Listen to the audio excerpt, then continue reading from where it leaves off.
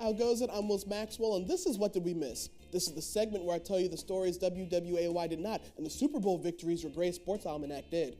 St. Peter's Chapel in Switzerland is undergoing renovation, so in the meantime, their bell sounds a little different. Yep, the church is now playing ringtones. It's a move that's left the whole town saying, is someone gonna get that? Art students from the Lucerne University of Applied Sciences came up with the idea. They suggested it as a joke, but they underestimated how serious society takes art students. I'm just mad an 18th century chapel has a more modern ringtone than my dad. All right, my dad, he gets a smartphone. We show him how to set up his ringtone. We explain that he can make it sound like anything, and he finds a normal phone ring.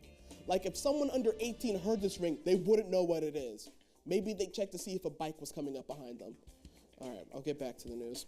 Whenever my dad's phone rings, I assume the person on the other end is Alexander Graham Bell. Okay, I'll leave it alone.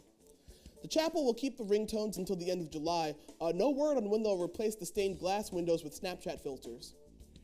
Every year, kids in Conway, Arkansas get to learn the rules of the road in Safety Town. Safety Town is a miniature city block that kids can ride tricycles in. This is good because the earlier you teach someone how to use turn signals, the quicker they can start driving and forget all that stuff.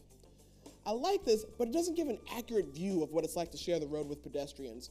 What they should do is release a bunch of gerbils and then explain, all right, kids, these gerbils are going to wander around, go wherever they like without any indication, and they won't look around for you. Your job is to not hit them. I'm sorry, I'm still thinking about my dad's ringtone. It's like he's the only person with a smartphone that has a rotary dial. Here's video of Ashrita Furman doing exactly what this looks like. He is now the Guinness World Record holder after slicing 26 watermelons on his stomach in a minute. He's like a mix between Chuck Norris and Gallagher.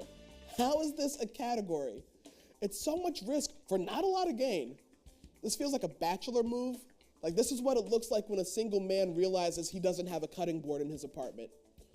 Furman has broken at least 750 Guinness World Records, more than anyone else. It's like Bruce Lee said, I fear not the man who has practiced 10,000 kicks once, but I fear the man who has enough time on his hands to set up a record for pogo sticking up steps. I'm Will Maxwell, and we live in an age where your phone can sound like anything. Having it be an actual ring is like dumping your bathwater in the street. Yeah, everyone used to do it, but they stopped when a better option presented itself. And that's what we missed.